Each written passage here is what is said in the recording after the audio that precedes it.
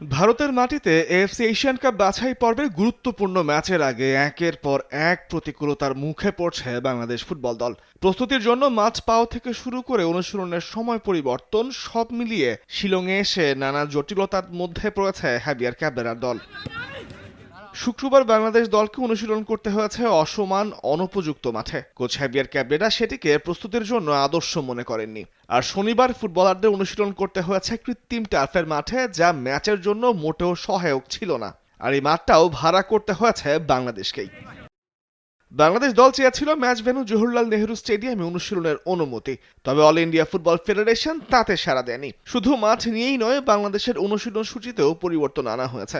প্রথমে সন্ধ্যা 6টার সময় নির্ধারিত থাকলেও পরে সেটি পরিবর্তন করে 7:30টায় নেওয়া হয়। শনিবার অনুশীলনের ফাঁকে ডিফেন্ডার সাদউদ্দিন ক্ষোভ লুকাতে পারেননি। তিনি জানান, পুরো দল এই পরিস্থিতির কারণে বিরক্ত। অনেক ভালো এখান থেকে না, আমরা শুরু থেকে যে সৌদি ক্যাম্প থেকে এখন পর্যন্ত আমাদের প্রস্তুতি অনেক ভালো। এই জায়গায় এসে গতকাল আমরা একটু প্র্যাকটিস করেছি, তো ওয়েদার একটু ঠান্ডা আছে, তো সৌদিতে এই ওয়েদারই আমরা ছিলাম, সো আমাদের জন্য এটা প্রবলেম হচ্ছে না। এটা এনজয় না, এটা আমাদের জন্য অনেক ডিস্টার্বিং। তো আমাদের সাপোজ টু ট্রেনিং করার কথা ছিল 5:30টায়, তো আমরা 4:30টার দিকে আমাদের মিটিং ছিল, অলরেডি আমরা রেডি হয়ে বের হয়েছিলাম। পরে কোচ আমাদের বললে ট্রেনিং আমাদের 7:30টায়। সো এটা আমাদের একটু প্রবলেম হচ্ছে প্লেয়ারদের, কারণ আমাদের যে প্রিপারেশন টাইমে প্র্যাকটিসে যাওয়ার কথা ওই টাইমে আমরা যেতে পারছি না। সো আমরা প্রফেশনাল প্লেয়ার, এটা আমাদের অ্যাডজাস্ট করতে হবে এটার সাথে। মনোযোগ আমাদের প্র্যাকটিসে, যখনই আমরা প্র্যাকটিস করি আমাদের মনোযোগটা সেম থাকে, বা টাইমিং একটা ফ্যাক্ট, তো এটা একটু প্রবলেম হচ্ছে। বাট আমাদের ফোকাস আমাদের ট্রেনিংয়ের দিকে সবসময় থাকে। এটা অবশ্যই আমাদের জন্য এটা ভালো না, বাট আমাদের ঘাসের মাঠে ট্রেনিং করলে ভালো হতো। আর আমরা জানি এরকম প্রবলেম ফেস করবো আমরা এই জায়গায় এসে, সো আমাদের মেন্টালি এভাবে আমরা প্রিপেয়ার্ড হয়ে আছি, তো আমাদের জন্য এটা সমস্যা না। না, লাস্টে যখন আমরা 2019-এ যখন আমরা খেলতে এসেছিলাম ওয়ার্ল্ড কাপ কোয়ালিফায়ার ম্যাচ, তখন আমরা এরকম প্রবলেম ফেস করিনি। আমরা ভালো মাঠে ট্রেনিং করেছি, আমাদের ফ্যাসিলিটিস অনেক ভালো ছিল। বাট এইবার আমরা অনেক বাজে রকম ফেস করছি। বাট আমাদের মেন্টালি সবাই অনেক স্ট্রং, সবাই এটার সাথে অ্যাডজাস্ট করে নিচ্ছে। ইনশাআল্লাহ এবার আমাদের রেজাল্টের জন্য আসছে, এবার আমাদের জিততে হবে, জেতার মেন্টালিটি নিয়ে আসছে সবাই। সো সবাই দোয়া করবেন আমরা যেন ম্যাচটা জিততে পারি। তবে সব প্রতিবন্ধকতাকে দূরে ঠেলে সাফল্য পেতে আশাবাদী সহকারী coach Hasan Al Mamun. Astroturf definitely, astroturf আপনারা জানেন, অ্যাস্ট্রোটার্ফে এই সমস্যাগুলো থাকে, ইঞ্জুরির সমস্যা থাকে, মাসল ক্র্যাম্প করার সময়, মানে ইঞ্জুরির ব্যাপারগুলো থাকে। বাট আমরা অ্যাকচুয়ালি টোটাল টিম, কিন্তু আমরা আগের থেকেই টিমকে বলে আসছি যে এই সমস্যাগুলো হতে পারে। সো আমাদেরকে এই অবস্থাগুলো অ্যাডাপ্ট করতে হচ্ছে, এবং প্লেয়াররা সবাই মেন্টালি রেডি যে আমাদেরকে এই অবস্থাগুলোতে পড়তে হতে পারে।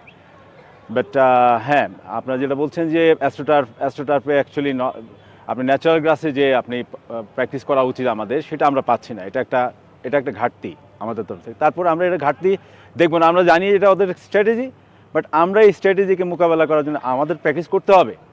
সো আমাদেরকে আজকে যে আপনারা জানেন গতকালকে যে মাঠটা দেওয়া হয়েছিল, সেটাতে আজকে বলা হচ্ছিল সেটাতে করার জন্য, বাট আমরা এগ্রি না যে আমরা ওই মাঠে করা আসলে না করার মতোই। সো আমরা বাধ্য হয়েই মাঠে এসেছি, আমরা আমাদের প্র্যাকটিস চালু রাখছি, দিন শেষে আমরা ফোকাসড না। সেটাই আমরা ডে 1 থেকে বলে আসছি যে আমাদেরকে ইন্ডিয়াতে এই সমস্যাগুলোতে পড়তে হতে পারে। সো আমরা প্লেয়ারদেরকে কিন্তু আগের থেকেই রেডি রাখছি যে আমাদেরকে যে কোনো অবস্থায়, প্রতিকূল অবস্থার জন্য রেডি থাকতে হবে।